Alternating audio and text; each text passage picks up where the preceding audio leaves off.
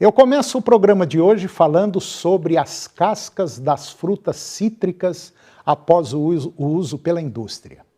A indústria de sucos, ela enfrenta um grande desafio: como reutilizar as cascas das frutas cítricas, que representam mais de 40% do peso da matéria-prima utilizada na produção. Para solucionar esse problema, pesquisadores da Universidade Estadual de Campinas, a Unicamp, desenvolveram um método biotecnológico que recicla esses resíduos, transformando-os em materiais de valor econômico agregado. Usando conhecimentos em engenharia de alimentos, os pesquisadores adaptaram um método de extração de pectina que utiliza ácido cítrico para ser aplicado nas cascas de laranja, aproveitando a fibra solúvel presente nesse resíduo. A pectina solúvel em água, ela é muito utilizada pela indústria alimentícia para a fabricação de geleias, compotas e outros doces. A equipe também foi capaz de extrair xilana do resíduo restante, uma substância que pode ser convertida em xilo-oligosacarídeos por meio de processos enzimáticos. Os xilo-oligosacarídeos, eles são carboidratos com características prebióticas que promovem a alimentação de bactérias benéficas à saúde presentes na flora intestinal animal. Os procedimentos técnicos permitiram a produção de pectina com mais de 80% de pureza, possibilitando a reciclagem das cascas de laranja e reduzindo a quantidade de resíduos enviados aos aterros sanitários. O reaproveitamento desses resíduos é uma maneira de promover a economia circular e contribuir para a sustentabilidade. E agora eu vou comentar sobre a problemática da mitigação de carbono. O mundo está passando por uma nova era sobre mitigação de carbono. O Brasil tem trabalhado muito essa questão, principalmente com o programa ABC+, e outros programas cientificamente provados com a iniciativa para promover a agropecuária mais adaptada à mudança climática e também mitigadora de gases de efeito estufa. A ILP, que é Integração Lavoura-Pecuária, também continua mostrando a sua eficiência para aumentar a produtividade, reduzir os impactos ambientais e melhorar a rentabilidade dos negócios. Com a integração, é possível atingir médias de 15% a 20% para o cultivo da soja, acima da média nacional, e em 32% para o milho de segunda safra, com a adoção do sistema. Além de mais uma safra, que é a de capim, cultivado junto com o milho, e uma lotação animal mínima de 4 UAs por hectare. Outro fator fundamental é a qualidade do solo. A saúde do solo é melhor, uma vez que tem a incorporação da matéria orgânica através da braquiária. Então, você também tem toda a parte do animal fazendo o pastejo. Isso faz com que as raízes das gramíneas desçam mais, fazendo mais galerias no solo, melhorando a matéria orgânica, melhorando a porosidade do solo, proporcionando posteriormente uma lavoura melhor, uma soja ou um milho bem mais saudável e uma colheita bem melhor. Além do estímulo da planta em crescer, ela está fazendo o sequestro ali de nitrogênio no solo e ela também está depositando mais nitrogênio no solo. E agora eu vou comentar sobre um outro projeto para reduzir as emissões dos gases de efeito estufa.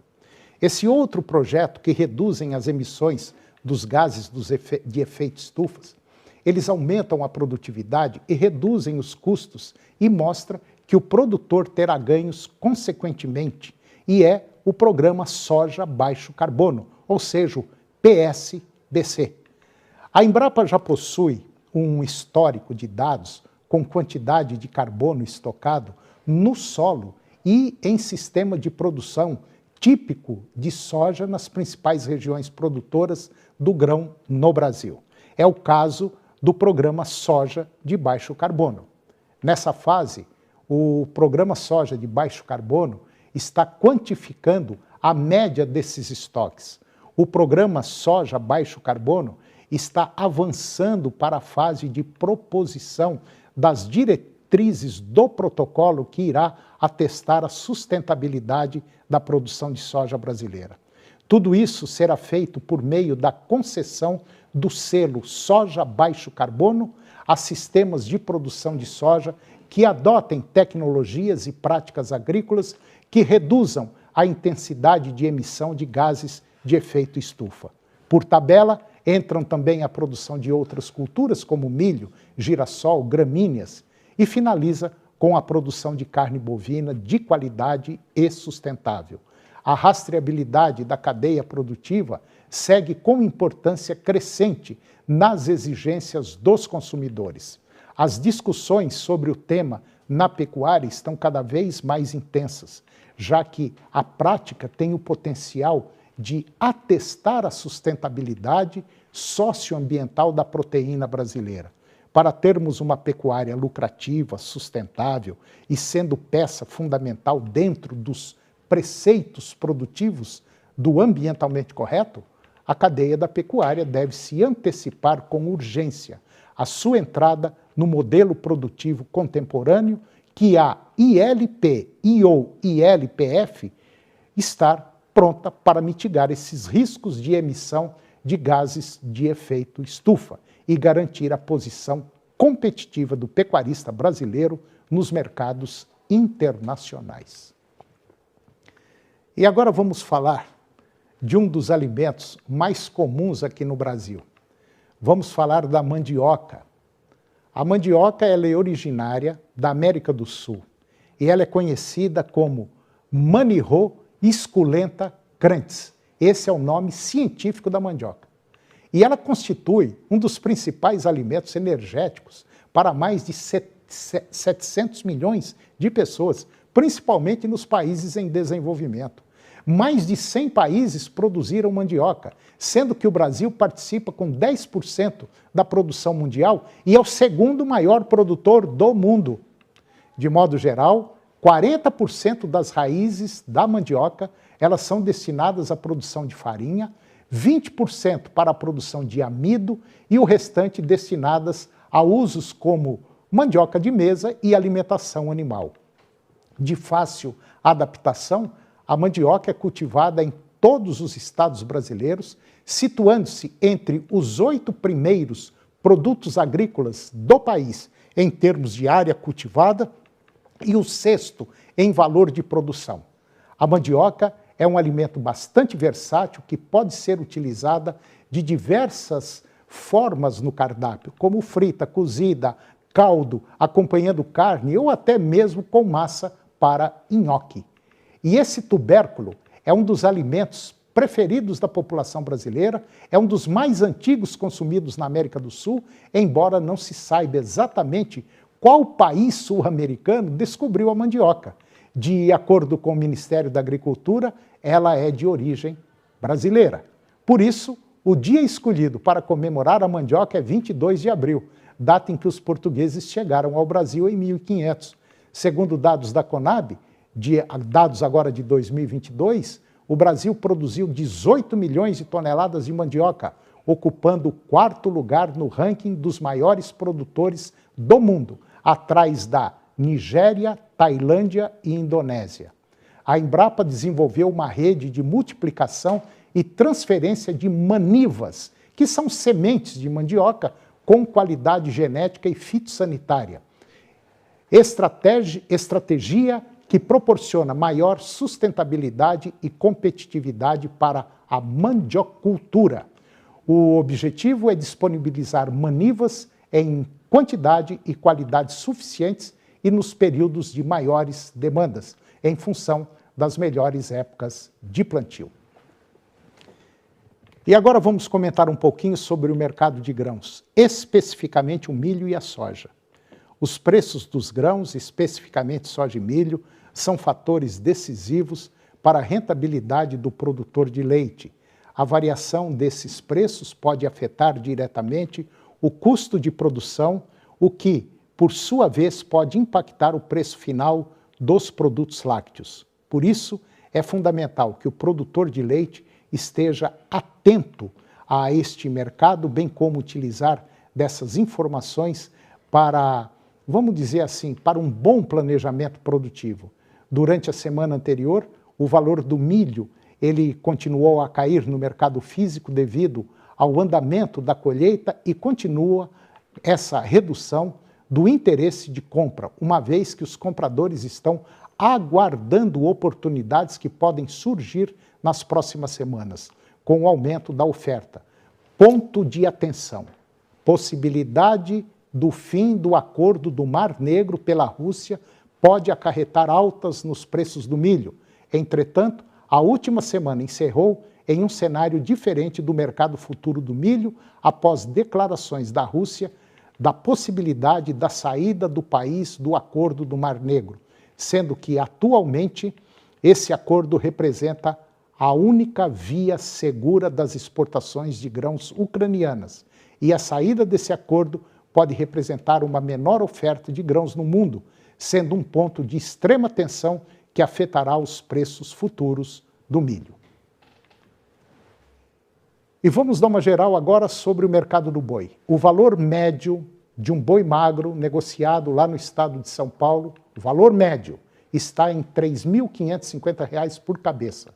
Isso na parcial do mês de abril até a penúltima semana, com quedas de 2% no acumulado deste ano e de expressivos 11% frente a abril do ano passado. Segundo pesquisadores do CPEA, os valores eles foram pressionados, sobretudo pela maior disponibilidade de animais e também por incertezas relacionadas ao mercado, que limitaram a demanda de pecuaristas por novos lotes. Para os próximos meses, parte dos agentes acredita que o preço do boi magro pode seguir enfraquecido, fundamentados numa possível maior oferta por conta dos investimentos realizados pelo setor pecuário nacional entre 2020 e 2022. Esse cenário evidencia que o uso de terminação intensiva é altamente uma alternativa atraente para pecuaristas, já que o boi magro representa, em média, cerca de 60% a 70% do custo de produção dos confinamentos, de acordo com cálculos do CPEA. Por outro lado, além do preço do boi magro, pecuaristas terminadores também precisam ficar atentos aos valores de outros importantes insumos, como os grãos, e aos valores futuros da venda do boi gordo. Depois do intervalo, eu vou conversar com Fernando Fernandes Borges. Ele é consultor em pecuária e nós vamos falar sobre integração lavoura-pecuária. Vamos falar do trabalho realizado na Fazenda Planalto. O programa Agronegócio volta depois do intervalo.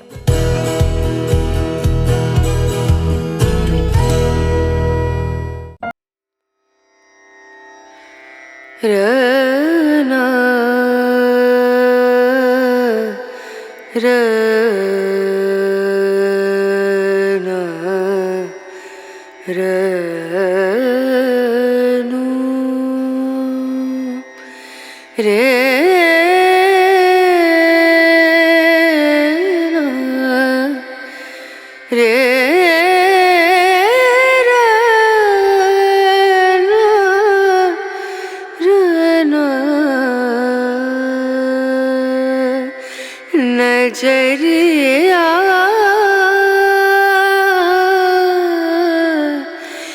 लागे नहीं कहीं ओ नजरिया लागे नहीं कहीं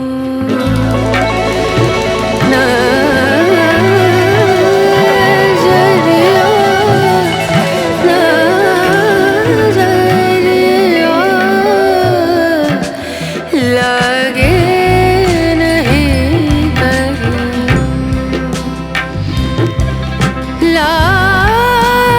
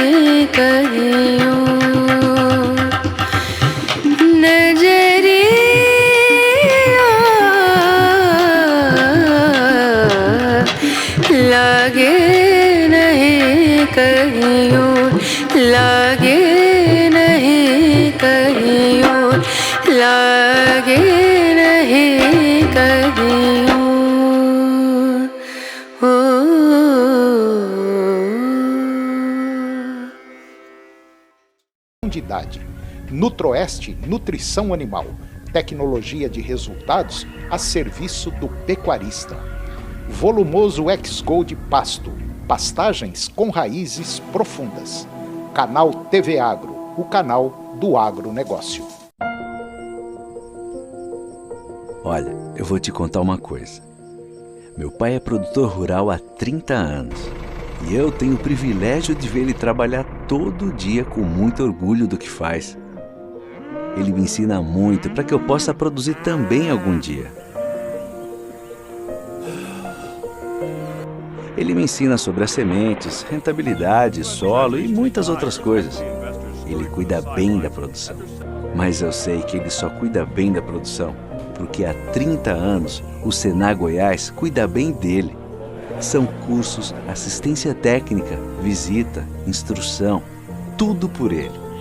E eu sei que quando chegar a minha hora, o Senar também vai cuidar de mim.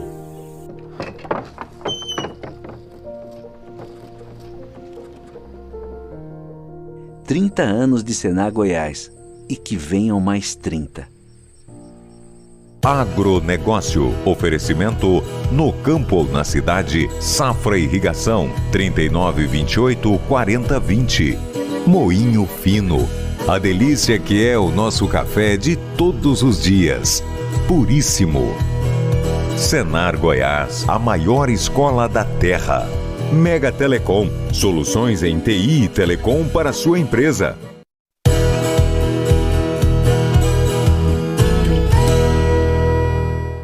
Nós estamos de volta e agora vamos falar sobre água.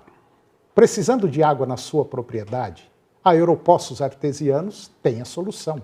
A Europoços ela é especializada em perfurações de poços artesianos, tem uma equipe de profissionais altamente qualificada, presta serviços com qualidade e rapidez, faz perfurações em até 24 horas, equipamento de última geração e tecnologia, perfurações de poços de até 800 metros de profundidade. Atende todo o estado de Goiás. Tire suas dúvidas pelo WhatsApp 62 99620 8858. Fale com meu amigo Junismar. Ele vai dar a melhor assessoria. Europoços Artesianos, nessa você pode confiar. E agora eu vou conversar com Fernando Borges Fernandes. O Fernando Borges Fernandes, ele é um consultor em pecuária e é um dos consultores que vem fazendo, a ideia dele, que ele vem fazendo um trabalho na Fazenda Planalto e que nós já mostramos o vídeo aqui, que o pessoal plantou milho com capim numa área de 17 hectares, colheu uma loucura. 72 ou 73 toneladas por hectare de silo, certo? E estão colocando lá hoje uma média aí de 400 a 500 garrotes nessa mesma área. Fernando, bom dia, tudo bem? Bom dia, Toninho, sempre um prazer estar aqui para a gente falar com a nossa audiência de sempre, né? O prazer é nosso. Fernando, vocês estão fazendo um trabalho lá na Fazenda Planalto, que nós já mostramos aqui, falando da integração lavoura-pecuária. Eu queria saber o seguinte, resultado dá. Esse é o único caminho que a pecuária tem. Agora, o produtor, o dono da fazenda, tem que dar carta branca para vocês? Esse é uma mudança de mindset, né, Toninho? É uma coisa que a gente tem falado muito, que a nossa audiência está cansada de ouvir já a gente falar, mas vamos falar sempre para que isso fique realmente, cause a mudança necessária. Que é o bom planejamento e um bom plano de trabalho, né? Sim. Um bom plano de trabalho, o produtor tem que estar junto, tem que oferecer todo o suporte para a consultoria para que dê certo. Porque o consultor está ali para olhar uma série de variáveis que passam a aparecer, passam a ter que ser monitoradas com intensificação. Anteriormente, com a fazenda da forma que estava, a gente percebia que o produtor tinha algumas variáveis, é seca, faz aquilo, é água, faz isso. Quando você passa para a intensificação, muda um pouco o contexto. Não, muda tudo. Surgem né? variáveis, surgem tomadas de decisões mais rápidas, surge um aporte de recurso maior, talvez chamada de capital ir a bancos, né, buscar financiamentos, ou capital próprio, ou o próprio rebanho, né, fazer uma alteração do próprio rebanho para trazer esse recurso para a fazenda. Em tudo isso aí, a gente tem parâmetros para discutir, para pautar o produtor. E quando, no caso da Fazenda Planalto, o Marco Elísio nos trouxe para a mesa, discutiu, a carta branca que você falou, né, está de acordo, é assinar o papel e falar, vamos cumprir. E a partir daí, estarmos juntos para fazer acontecer. E isso aconteceu, é uma das causas de sucesso, as pessoas perguntam, né, como é que produz, como é que fez aquilo tão bacana, o que tem por trás disso? Essa parceria. Então a resposta é essa parceria é quando a credibilidade do produtor para com a gente se torna um dos fatores de fortalecimento desse processo. E aí vemos o resultado. Lá foi plantado milho com capim, 17 hectares de área, resultado fantástico. Começa a descrever esse trabalhinho. Isso, tudo começa com um bom planejamento e um trabalho de análise de solo, tudo como se preconiza a técnica, né? Não adianta você entrar num processo de intensificação com alta tecnologia fazendo tudo pela metade.